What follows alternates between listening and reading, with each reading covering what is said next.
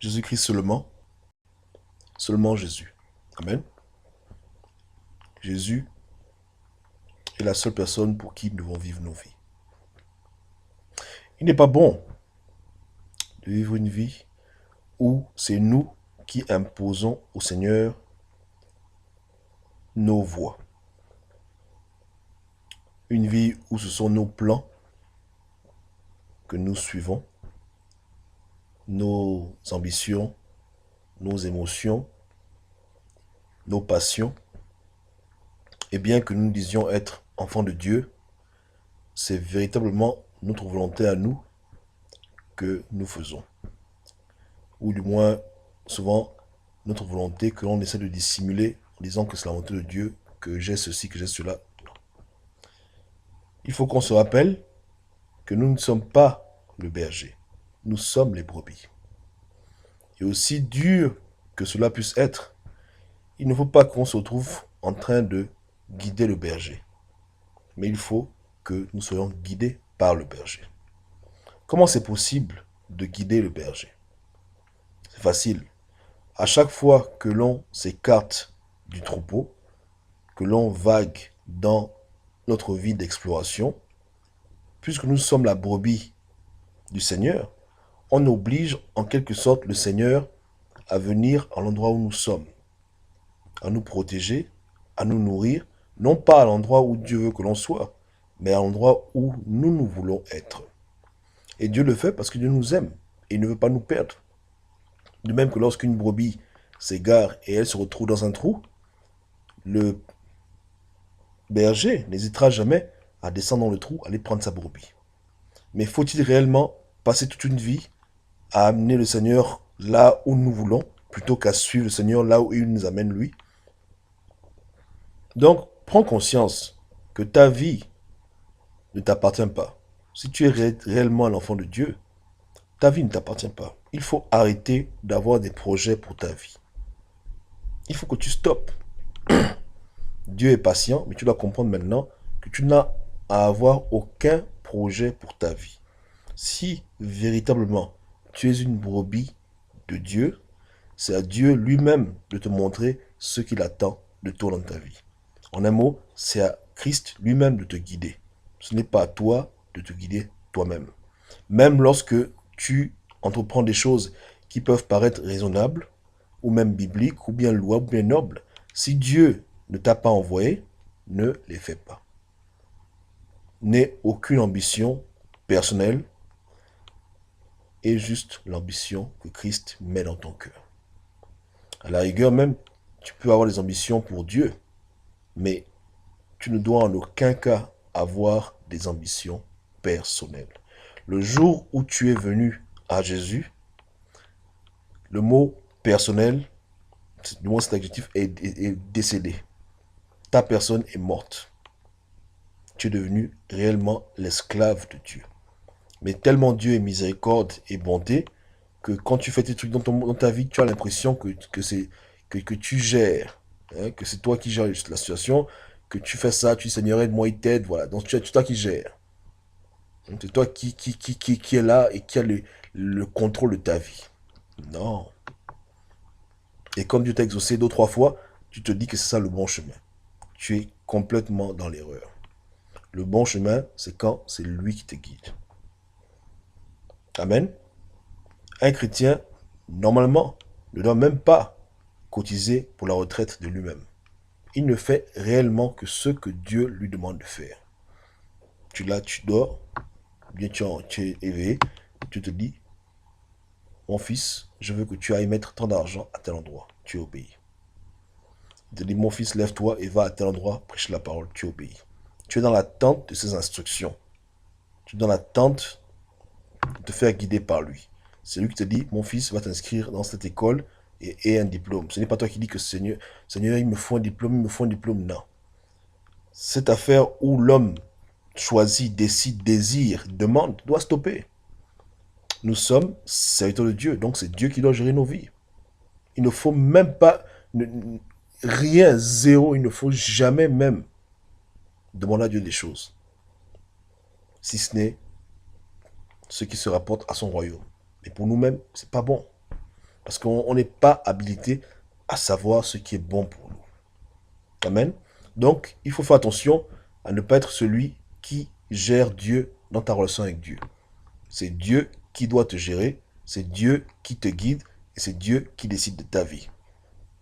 J'ai beaucoup de frères en Christ, beaucoup de gens même, païens, avec qui je parle souvent, ils me font l'étalage de leurs projets. Et pour les chrétiens, entre parenthèses, enfants de Dieu, j'ai beaucoup de mal quand j'entends les gens parler. Les gens me disent que voilà, Kobam, j'ai le projet d'avoir une maison, j'ai le projet de me marier, j'ai le projet d'acheter un château, j'ai le projet d'acheter un bateau, j'ai le projet de commencer une affaire, j'ai le projet de faire ci, ça. Beaucoup de projets, hein. Pas des projets de Dieu, hein. Peu de gens me disent que voilà, Kobam, j'ai envie d'aller dans un pays prêcher l'évangile. Non. Ça, c'est rare que les gens parlent comme ça. La plupart des projets que mes potes me racontent, c'est les projets de leur propre vie. Il y a un tel, il veut aller dans telle école, il y a un tel, il veut faire ceci, il veut faire sa conférence. Bon, beaucoup de gens ont leur projet. Amen. Mais de tout ce qu'ils racontent là, jamais les gens ne disent que Dieu m'a demandé de faire ceci, voilà pourquoi je le fais. C'est toujours leur propre décision, leur propre ambition, leur propre drive, leur propre vision, leur propre... Voilà. Amen. Et ce n'est pas bon. À la fin, dans leur vie, ils se servent de Dieu. C'est vrai. Ils utilisent Dieu dans leurs ambitions. Ils font un truc, ils disent, Dieu vient. Voilà la situation. Ils insistent, après Dieu donne. Ils marchent encore, ils marchent encore. Après, Dieu, c'est quoi, regarde. Qu'est-ce qu'ils font? Amen. Qu'est-ce qu'ils font? Maintenant, beaucoup de gens pensent que j'exagère quand je dis ça. Mais c'est possible, hein. C'est possible d'amener Dieu à faire des choses que lui-même il ne voulait pas faire. C'est possible de lui forcer la main pour des causes égoïstes, personnelles. C'est-à-dire qu'amener Dieu dans les terrains où Dieu ne voulait même pas aller. Il est le berger, et au lieu qu'il soit avec toi en train de te guider, c'est toi qui es devant et il te poursuit. C'est vrai. Un exemple très simple. Pas pour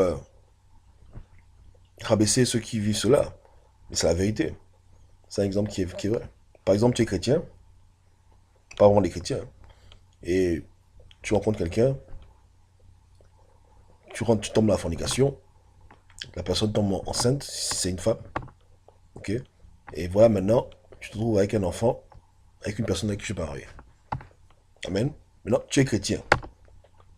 Tu dois te repentir, mais est-ce que Dieu va pour autant maudire l'enfant que tu as fait naître? Non. L'enfant n'y est pour rien. Donc quand tu dis Seigneur, bénis mon enfant, Dieu va venir bénir l'enfant. Amen. Mais est-ce que Dieu voulait que tu aies un enfant dans ce genre de situation? Pas du tout. Vous comprenez? Donc les gens forcent la main à Dieu. Souvent d'autres personnes, ils vont dans des endroits où Dieu ne les a pas envoyés. Ils cherchent à entrer dans une compagnie à tout prix.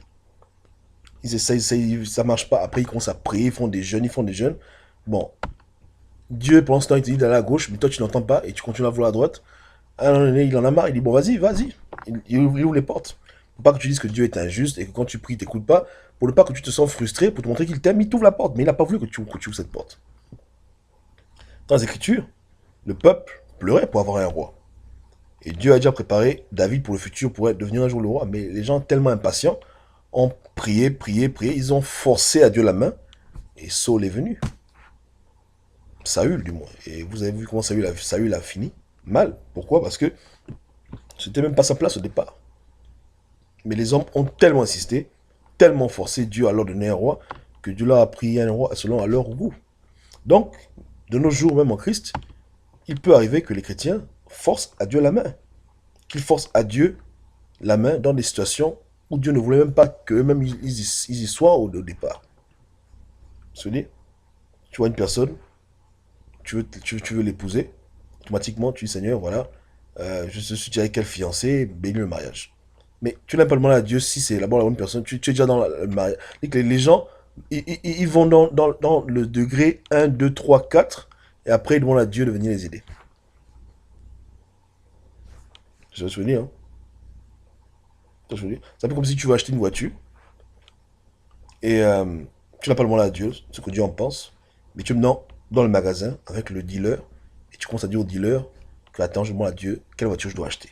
Mais qui t'a d'abord dit même que tu devais acheter une voiture.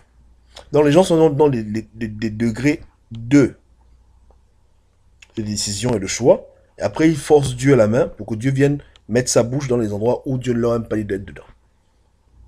Tu vas acheter la voiture. Est-ce que Dieu t'a dit que va acheter une voiture? Maintenant, tu es devant les voitures. Tu te mets dans le genou, tu dis Seigneur, montre-moi la voiture que je dois acheter. Mais est-ce que Dieu t'a même dit que tu dois acheter une voiture? Maintenant, comme Dieu est miséricordieux, Dieu dit bon, bon, oui, prends la voiture verte.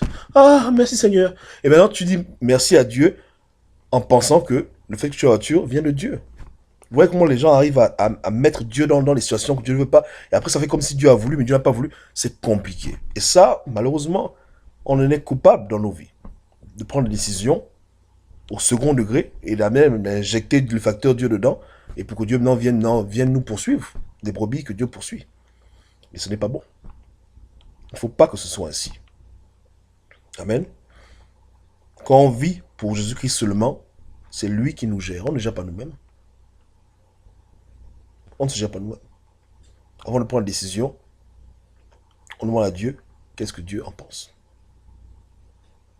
Et on fait tout pour rester dans sa présence, pour ne pas être guidé par nos propres émotions, ambitions, passions, visions, mais être guidé par lui. Comme tout bon serviteur. Dans tous nos jobs du monde, job de païen, tu te lèves le matin, tu fais ce que tu veux, tu suis les directives. Même quand tu es dans une profession libérale, tu as quand même des lignes que tu dois suivre. Amen. Des commandements, des règles que tu dois observer. Mais il n'y a que dans le Seigneur où les gens font ce qu'ils veulent. Et après, ils font à Dieu le rapport des actions qu'ils ont déjà prises et puis le Seigneur bénit. Seigneur bénit. Seigneur bénit. Seigneur bénit. Seigneur aide. Seigneur aide. Donc ils amènent Dieu comme ça, comme ça. Et c'est comme ça qu'ils font toute leur vie. En train de servir de Dieu. De servir de Dieu. De servir de Dieu. Et le jour qu'ils meurent, ils ont vécu une vie pour eux-mêmes, non pas pour Dieu. Et ils ne rentrent pas dans l'éternité avec Jésus. C'est comme ça. Ils ont vécu une vie égoïste, une vie où c'était eux, pas Jésus. Ils ont vécu une vie où c'était eux, à la rigueur, les maîtres. Et Dieu était comme leur boy. Amen. Donc, frère en Christ sur en Christ, vivons pour le Seigneur vraiment. Aujourd'hui, tu m'écoutes maintenant. Prends tes ambitions, tes passions, tes émotions et mets-les à la poubelle. Arrête d'avoir des projets pour l'avenir. Vis avec Dieu au jour le jour et laisse Dieu lui-même te dire ce que tu dois faire. Non pas ce que tu désires parmi tes choix, mais deviens véritablement un serviteur de Dieu. Vis pour Jésus seulement. Amen. Vis pour Jésus seulement. Il est temps. Il est grand temps. Donc, tes vacances, tes projets, tes machines, tous tes projets tu prends, tu mets à la poubelle. Et tu attends maintenant que Dieu lui-même recadre ta vie selon son plan. Ne sois pas une brebis qui fait courir le Seigneur derrière toi. Parce qu'un jour, peut-être, il en aura marre de courir après toi. Amen. Donc, Jésus-Christ seulement. Seulement. Soyez bénis.